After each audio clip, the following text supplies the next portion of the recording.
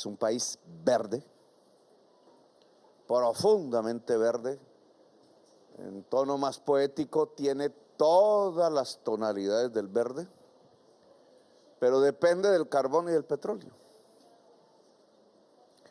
A diferencia quizás de Costa Rica, en América, el país, siendo mucho más poderoso ambientalmente que Costa Rica, no ha cogido el camino de construir una economía y una sociedad coherente con esa diversidad, sino que desde hace 40 años aproximadamente profundizó su matriz económica alrededor de la extracción, de la gran minería y fundamentalmente de la minería energética, los combustibles fósiles.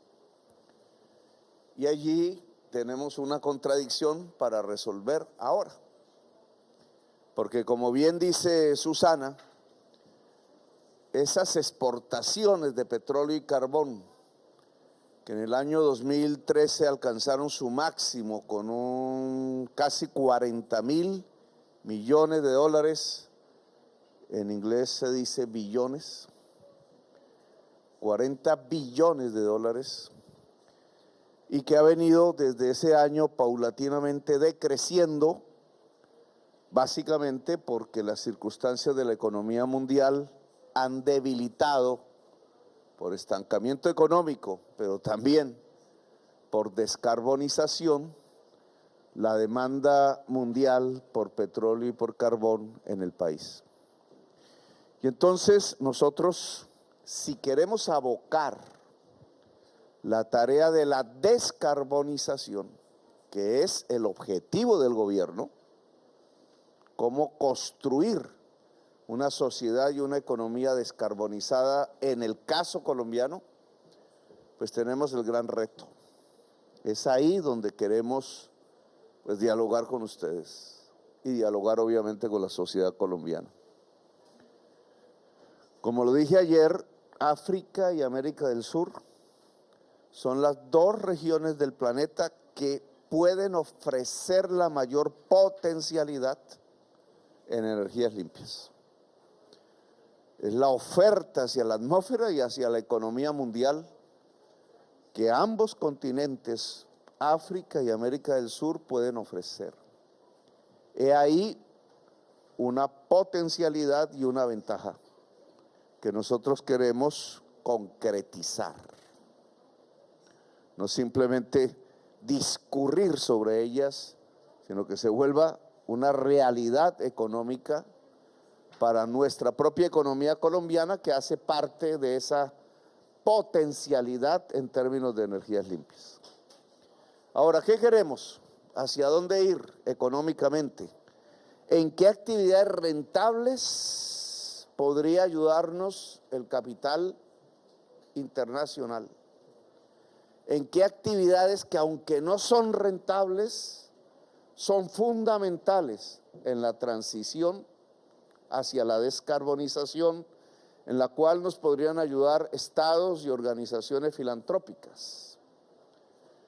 ¿Y en qué nuestra propia sociedad podría construir y colaborar en un proceso que apunte hacia la descarbonización integral de la economía colombiana y hacia su aporte a la descarbonización de América, fundamentalmente de los Estados Unidos de Norteamérica, que es nuestro vecino al norte, una de las grandes chimeneas emisoras de CO2, como todos sabemos. Más lejano Europa, más lejana China. Con China nos junta el Océano Pacífico, con Europa el Océano Atlántico, y con Estados Unidos nos separa el tapón del Darién, en Panamá, en la frontera con Panamá. Esa es la ubicación de Colombia. Si pusiéramos un mapa mundi y el Pacífico completo aquí y el Atlántico completo aquí, Colombia está en el centro, en el corazón. La geografía siempre es relativa. Pero por algo fue tan importante Panamá, el Canal de Panamá, y por algo lo perdimos. Entonces, los objetivos. Esa matriz de exportación que otorga las divisas con las cuales actualmente cuenta Colombia, divisas fósiles, carbón y petróleo, tenemos que reemplazarlas por otro tipo de actividad baja en carbono o descarbonizada. Lo que nosotros encontramos en el corto plazo es precisamente ese verde y esa belleza. Le hemos llamado a Colombia el país de la belleza. Quienes califican los países de acuerdo a su belleza nos colocan en los 3 primeros lugares del mundo. Luego ahí hay una potencia, la belleza misma del país, su diversidad natural, desde las nieves hasta el Caribe, en apenas una jornada de 13 horas caminando, o las selvas, o el desierto en el norte, o las grandes montañas andinas, o la realidad de que somos la segunda potencia mundial en biodiversidad. Eso se llama belleza. Y esa belleza en el mundo de hoy puede ser mostrada, no solamente a través de las fotos, sino de la presencia física de muchísimas personas que del mundo pudieran ir allá a Colombia a observarla. Eso se llama turismo, un turismo especial, no propiamente el de los grandes hoteles, sino el turismo ecológico y observador, contemplador de la belleza. Es una actividad semirrentable, es una actividad en la cual el país, si aquí nos ayudan, podríamos lograr un monto de divisas suficiente, por ejemplo, para reemplazar toda la extracción de carbón. En primerísimo lugar, se necesitan 8 millones de turistas, nosotros estamos alcanzando 5. Es decir, no es mucho, y es mucha la belleza para lograr un objetivo económico de corto plazo. Acrecentar el turismo que solo puede llegar por avión en general, por pistas aéreas, y aquí una infraestructura para desarrollar. Pistas aéreas internacionales junto a la belleza, en un turismo que no sea depredador y que nos permita reemplazar divisas fósiles. La totalidad del carbón es el objetivo y una parte sustancial del petróleo. Colombia ha decidido no firmar más contratos de exploración en carbón y petróleo y gas. Esto es de intenso debate en Colombia. No significa que nos quedemos sin el petróleo y sin el carbón, pues ya hay carbón, petróleo y gas en explotación. Y ya hay muchísimos contratos de exploración firmados antes en vigencia. Lo que no queremos es que se expandan más.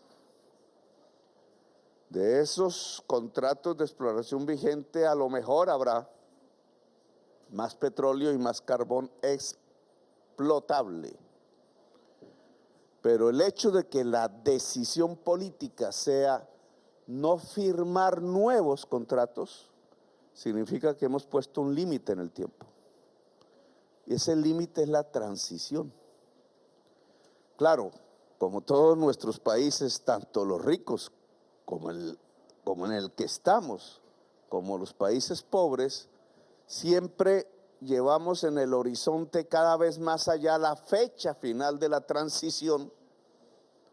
Pues por eso es que estamos en la senda de los 3 grados centígrados y no en la senda de 1,5 grados centígrados, tal como se estipuló en la COP de París. No puede ser. Tenemos que poner una fecha definitiva, y esa fecha definitiva tiene que ser de cada vez menores niveles de consumo y explotación de petróleo y carbón hasta alcanzar el cero en la fecha determinada, tal cual aquí en estas reuniones se ha establecido. Lo que pasa es que ese establecimiento de objetivos no puede ser discursivo, retórico, sino que tiene que ser concreto y real. Y en esa medida estamos planteando para el caso colombiano estas alternativas que necesitan del aporte de ustedes. El turismo, por tanto, en el corto plazo nos ayuda a la descarbonización económica del país. Tenemos otros objetivos, como toda América del Sur, como quizás el África, y así lo han propuesto sus dirigentes en el día de ayer. No podemos repetir el ciclo de las materias primas extraídas y vendidas en estado bruto. Petróleo, carbón, antaño fue el oro, el platino y la plata. Aquí tenemos energías limpias. El país, por su enorme cantidad de agua, por su enorme cantidad de sol de todos los días, por sus vientos, como casi en toda América Latina y como se puede encontrar también en el África, tiene los elementos primarios de las energías limpias para poderlas generar en volúmenes muchísimo más grandes que los que las propias economías africanas o suramericanas necesitan. Es decir, potencialmente podemos ser exportadores de energías limpias. Si es por tierra, a través de cables eléctricos, de ahí nuestra propuesta de un sistema de red interconectada americana que pudiera llevar la energía limpia de América del Sur a los Estados Unidos y ayudarlos a la descarbonización. Para ellos, muchísimo más difícil que para nosotros. O por barco, si hablamos de hidrógeno verde, que es donde se concreta el sol, el agua y el viento en una energía transportable por el mar. Al día de hoy son las tecnologías que tenemos. Esto significa una infraestructura. Esto significa unas inversiones, unas muy rentables, otras a fondo perdido, como decimos en Colombia. Muy rentables, ¿por qué? Porque mucho sol, mucha agua y mucho viento significa mucha eficiencia energética. Mucho más que en cualquier otro lugar del mundo, incluso diferente a África y América del Sur. Esa es nuestra potencialidad. Y por tanto, lo que queremos es estimular inversiones offshore, eólicas. Hay todo un portafolio, aquí se puede presentar en concreto. La Guajira, el extremo norte de Colombia, es el lugar del mundo, de acuerdo a algunas mediciones de científicos e ingenieros, segundo lugar del mundo después del Chad en África, en donde más rápido corre el viento durante más tiempo continuo. Esto es esencial para la energía eólica. El segundo lugar continental del mundo, en donde más rápido corre el viento y de manera más continua, después del país africano de Chad. Pero ahí mismo, en La Guajira, tenemos a escala colombiana y suramericana el lugar donde, uno de los lugares donde más sol se recibe al día durante todos los días del año. Luego es energía eólica y es energía solar. Y paradójicamente es el lugar donde está la mina de carbón más grande de toda América, que se exporta a Europa. a Turquía y a otros países del mundo. Sustituir esa mina y esas exportaciones por el sol y por el viento guajiro sería quizás una de las metas, ¿cómo se dice?, sintomáticas, paradigmáticas de la transición energética en toda América. Lo podemos hacer con inversiones y con estímulos. Ya hay muchísimas empresas trabajando en este propósito. Pero no queremos que sea solo el gran capital, porque repetiríamos la historia del carbón y del petróleo, ojo, sino que queremos una nueva asociatividad que se genere en la economía descarbonizada. Porque en el territorio de La Guajira, y lo pongo solo como un ejemplo de todo el territorio nacional, habita una población que, entre otras cosas, es precolombina, es decir, existía antes de que llegara el primer español a nuestras tierras.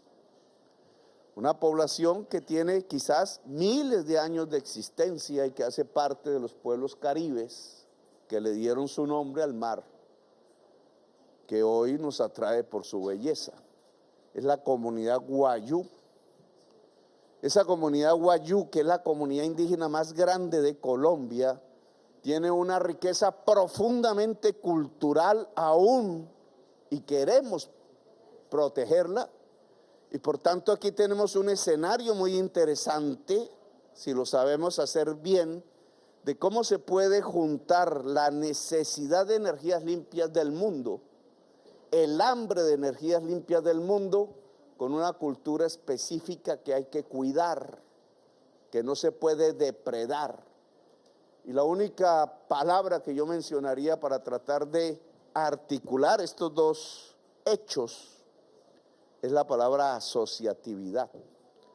Es decir, no puede pasar lo que ya sucedió en La Guajira, extremo norte de Colombia, que la gran mina de carbón se puso, que calienta las chimeneas de la industria europea, pero en el mismo territorio y por el mismo hecho acabó con todo el agua en un desierto similar al que hay aquí a nuestro alrededor y ha matado 4,000 niños por ausencia de agua de calidad. Nos preocupa Gaza, indudablemente, pero en Colombia sucedió algo similar por razones ambientales, simplemente por extraer petróleo y carbón y gas. Eso no puede suceder con las energías limpias. Luego aquí hay un tema a discutir. Cómo la energía limpia no solamente nos soluciona un problema ambiental, un problema vital, sino cómo construye un relacionamiento económico que no deprede al ser humano. Nosotros hemos puesto el criterio de asociatividad y el criterio de comunidades energéticas, es decir, que las mismas comunidades indígenas o campesinas o barriales en las grandes ciudades puedan generar su propia energía. Tema que en muchos países ya es un ejemplo, pero que nosotros queremos reproducir en Colombia, tratando que no exista una contradicción antagónica entre cultura y energía limpia. Tema a resolver en La Guajira.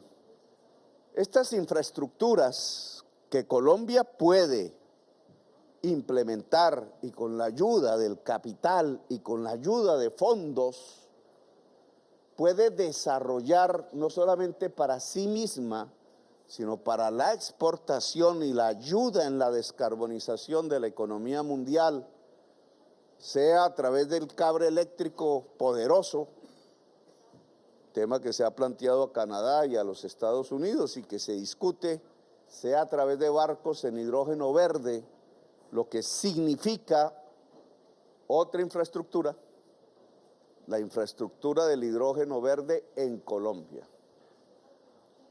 Y aquí abriría un paréntesis.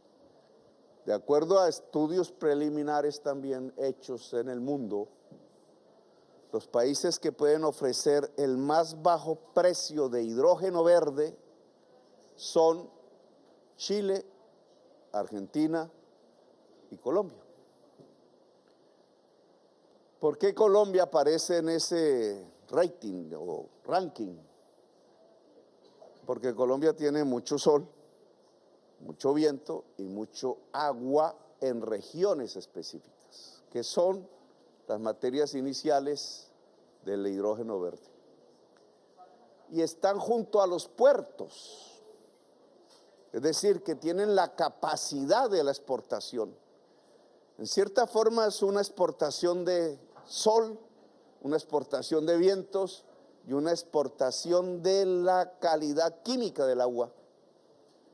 Pero si ustedes van a La Guajira, encontrarán estos tres elementos en el caso del agua, agua marina, pero si vamos un poquito hacia el sur por la costa del litoral Caribe, encontrarán el mayor puerto de Colombia, que se llama el puerto de Barranquilla, al lado del río más grande de Colombia, que se llama el río Magdalena, con los vientos offshore más fuertes después de La Guajira para la generación de la energía eólica, y con el sol guajiro a escasos 150 kilómetros, que podría originar una de las mayores factorías de hidrógeno verde para exportación en el continente suramericano. Lo mismo, si me salgo del litoral Caribe, voy al Pacífico y apunto a China, a Japón, al sudeste asiático, a la costa oeste de los Estados Unidos, lo que tendríamos en el Pacífico es un gran puerto colombiano, Buenaventura, un segundo puerto, Tumaco, y a escasos 150 kilómetros, los volcanes de la cordillera más alta de los Andes en Colombia. Es decir, la posibilidad de juntar la geotermia con el puerto y por tanto la posibilidad de una gran generación de hidrógeno verde con destino a esta otra geografía que puede ser el de la economía más poderosa del mundo, juntando dos chimeneas emisoras de CO2, la de China y la del oeste de los Estados Unidos, California, que podrían descarbonizarse parcialmente con la ayuda colombiana y con la ayuda suramericana. Son posibilidades económicas que, si volvemos, trato de correr, sí, a la anterior. Si volvemos, no, aquí ya, portafolio. Bueno, esta es una relación de todo lo que podría ser la transición energética, hidrógeno verde, como lo hemos descrito, solares, eólicas, geotermia, pero hacia, y aquí digamos nuestro interés, no solamente hacia la exportación, sino hacia la industrialización de Colombia, que es un poco lo que los dirigentes africanos reclamaban en el día de ayer en la reunión de la COP. No se trata de exportar más energía simplemente como lo hemos hecho con el carbón, como lo hemos hecho con el petróleo, sino que esa energía, que en el caso de la energía limpia también es de una enorme potencialidad en nuestra región, se quede también en nuestra región para iniciar los procesos de industrialización y los procesos de agroindustrialización del país. Una industria nueva, cuya base es la fibra óptica, escenario de una infraestructura y de una inversión en Colombia, el conocimiento, escenario de una inversión en infraestructuras que tienen que ver con la educación y el saber, y la energía limpia de la que ya hemos hablado. Si yo junto energía limpia, fibra óptica, conocimiento y le agregaría movilidad limpia, tengo los pilares de una industrialización que es fundamental si queremos la construcción de prosperidad social en una de las sociedades más desiguales del mundo, cuya desigualdad ha llevado a una de las violencias más grandes del mundo. No voy aquí a extenderme en el caso de las economías ilícitas y una gran problemática, pero sí mencionar un tema. Si queremos industrialización limpia y agricultura limpia, descarbonizadas, en el caso colombiano concreto, yo tendría que mirar qué pasa con la hoja de coca. Nuestro compañero aquí me va a servir. ¿Usted tiene ahí hoja de coca? Sí. ¿Cómo? A ver, compañero, a ver, vamos a presentarte primero. Bueno, un saludo, mi nombre es Jaime Luis Arias Ramírez, soy el gobernador del pueblo Cancuamo, uno de los 4 pueblos de la Sierra Nevada de Santa Marta, corazón del mundo. El pueblo Cancuamo sufrió masacres por la violencia, es protegido por la CIDH en este momento.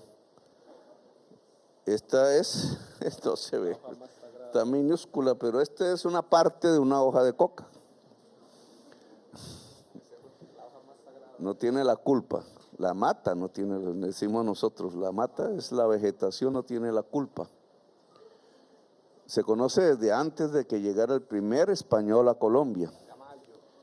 Ayo le dicen en el lenguaje de la Sierra Nevada de Santa Marta, que para las comunidades que habitan allí es el corazón del mundo.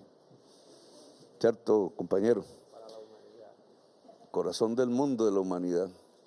Esto no es solamente ahí, esto se cultivaba, no se cultivaba, se encontró en la selva amazónica por los incas y otros pueblos. Ellos, esta comunidad y otras, en esta labor que se llama el mambeo,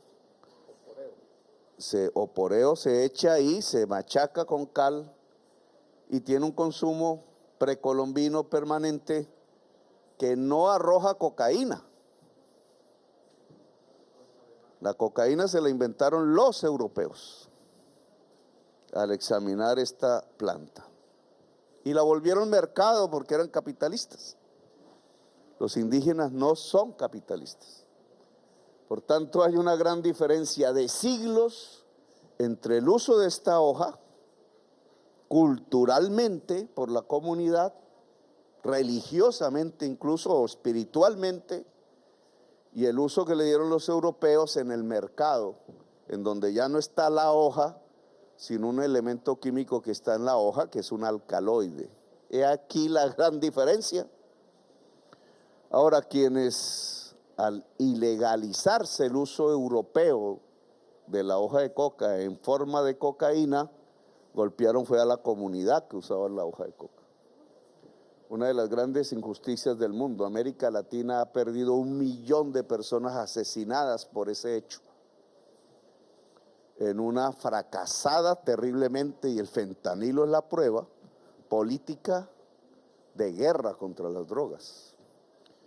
Ahora, ¿qué hacemos con esto en la economía descarbonizada y en la transición que tenemos que hacer? Que es la pregunta concreta y que no se ha formulado todavía ni en la prensa, ni en estudios científicos que yo sepa, pero que podemos utilizar. Esto puede ser abono,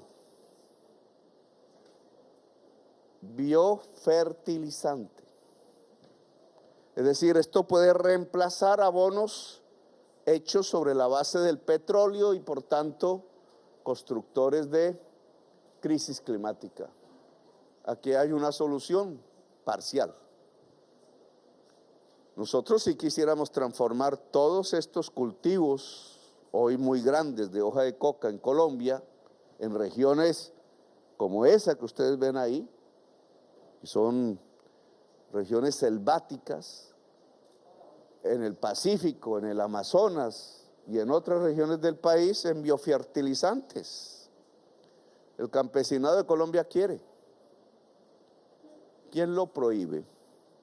Si este biofertilizante podría ayudar no solo a fertilizar los suelos para la producción de alimentos, sino que al ser bio, es decir, al no tener petróleo ni carbono propiamente dicho, fósiles, podría ayudarnos a tener una agricultura, en el caso colombiano, limpia, es decir, descarbonizada. Esta es una fuente de financiación, nosotros ya sabemos cómo hacerlo. La ciencia sabe cómo hacerlo. Los indígenas saben cómo hacerlo. Los indígenas caucanos en otra región del país ya lo hacen. Lo coloco como un ejemplo de cómo la construcción de una economía y de una industria descarbonizada puede ayudarnos incluso a solucionar problemas que la economía carbonizada nos produjo, como en la actual estructura de poder mundial o como este hecho de injusticia que ha ocasionado 1 millón de muertos en América Latina. Y yo ya paso porque indudablemente me he gastado un tiempo. Gracias, compañero Arias. Los mamos le mandan un mensaje para la paz con la naturaleza. Los mamos. La sangre de la madre. La paz, el carbón y la sangre. La sangre de la madre. De la madre. Para la paz. Aquí me hace recordar usted a un indígena Uwa, que hace muchas décadas, yo era joven todavía, relativo, venía de Europa a estudiar y me encontré en Colombia con Roberto Covaría.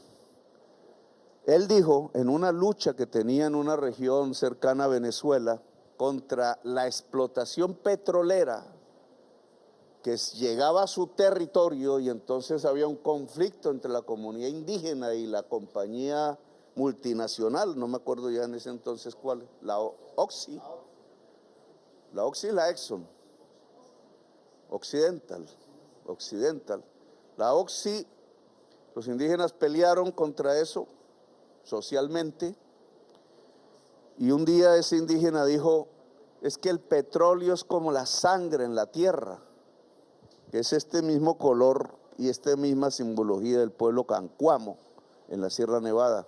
Es la sangre en la tierra, si se saca, se muere la tierra.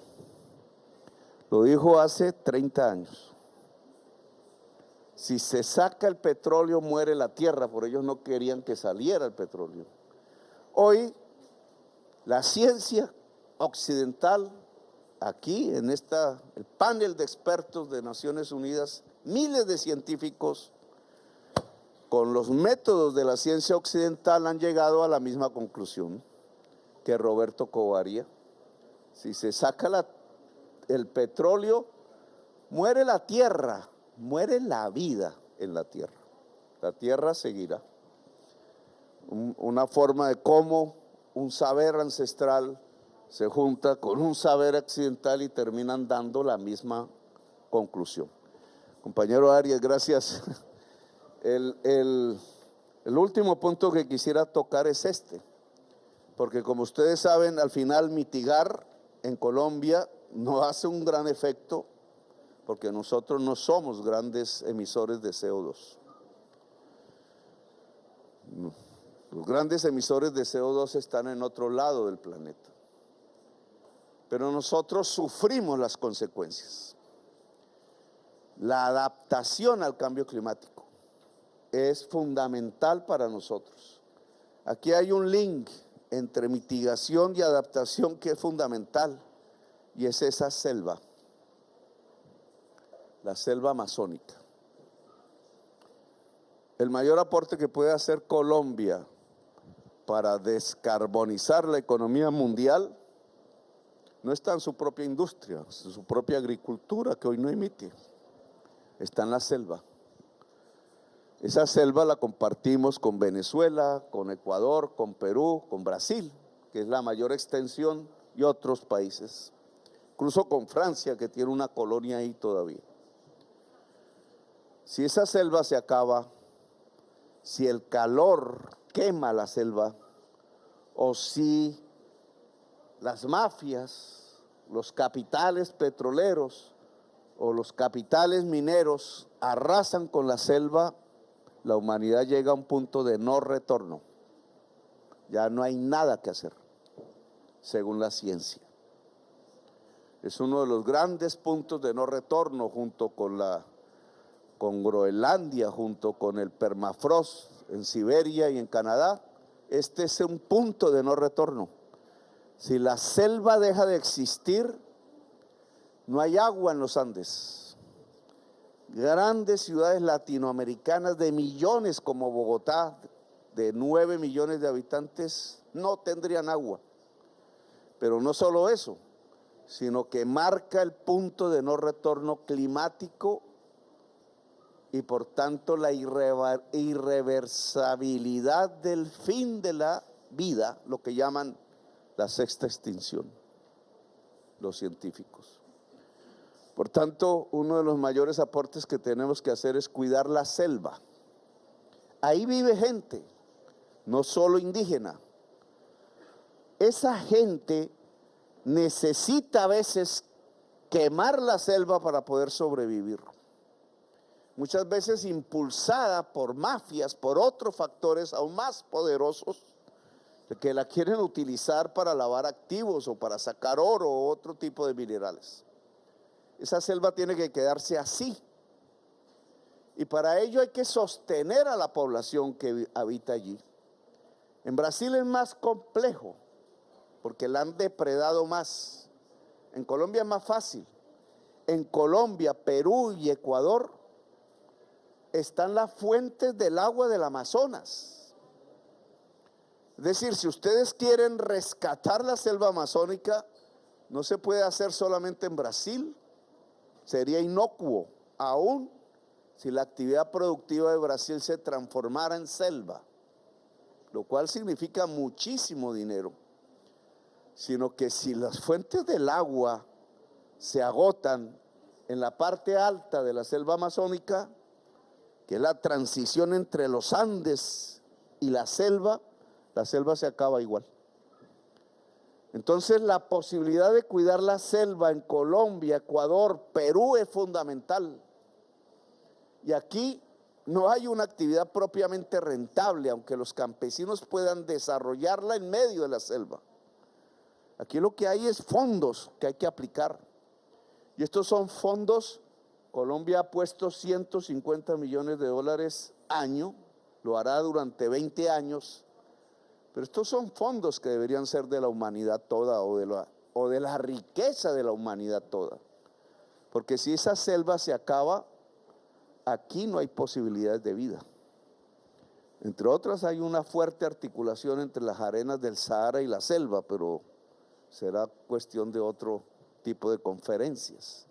El Sahara y la selva amazónica están ligados en la atmósfera y uno depende del otro.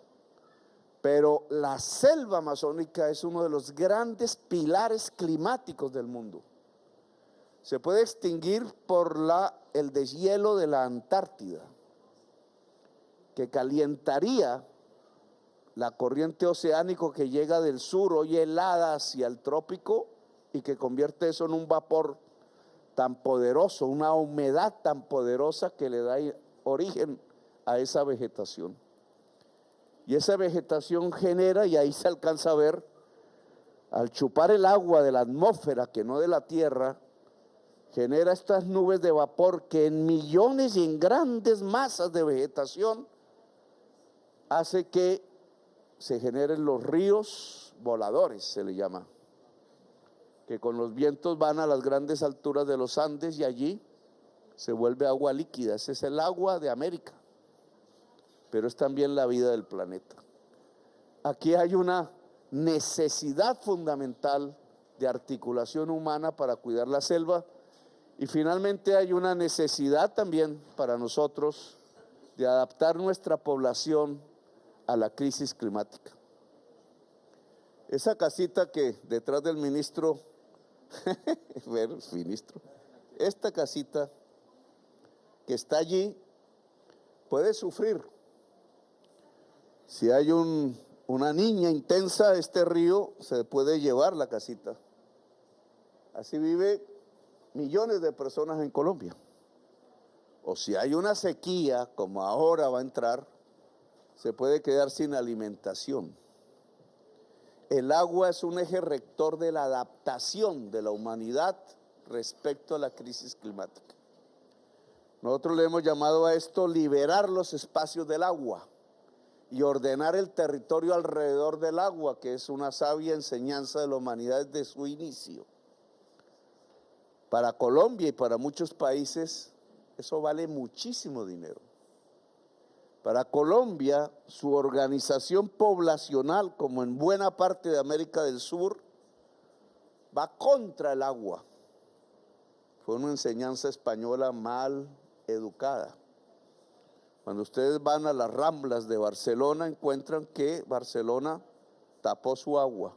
Esas son las Ramblas. Le puso un techo de cemento. Lo mismo se irradió hacia América del Sur. Y eso hace que al ubicar la población contra el agua y no con el agua, tenemos un serio problema de vulnerabilidad ante la crisis climática. Ciudades que se pueden hundir, barrios pobres que se pueden deslizar por las montañas, muertos cada vez que hay un invierno por centenares y a veces por miles, en crecimiento en la medida en que la crisis climática avanza. Por tanto, para nosotros reordenar la población es fundamental y eso implica dinero. Dinero que la sola economía colombiana no es capaz de tener y que cada vez es más costosa. A veces se pone el sombrero para pedir limosna a los fondos. Nosotros creemos que no hay que pedir limosna, sino que hay que reformar el sistema financiero mundial. Si nosotros tenemos una menor pago de deuda, nosotros podríamos resolver con recursos colombianos la adaptación a la crisis climática. Por eso nuestra propuesta desde hace varios meses es que estas reuniones que llamamos COP deberían buscar como un objetivo la reestructuración del sistema financiero mundial, que el ejemplo de la lucha contra el COVID nos enseñó que es posible emitir derechos especiales de giro o reducir el riesgo de las calificadoras sobre la deuda u otros mecanismos financieros que permitan reducir la carga fiscal de los países, todos en la tierra, para que ganen recursos que puedan ser invertidos en la acción climática, que en el caso de Colombia fundamentalmente tendrían que ver con la adaptación, es decir, con salvar la vida en el territorio ante la variabilidad climática que ya se ha producido y que es irreversible. Bueno, yo dejo ahí porque me he extendido bastante. Gracias por haberme escuchado.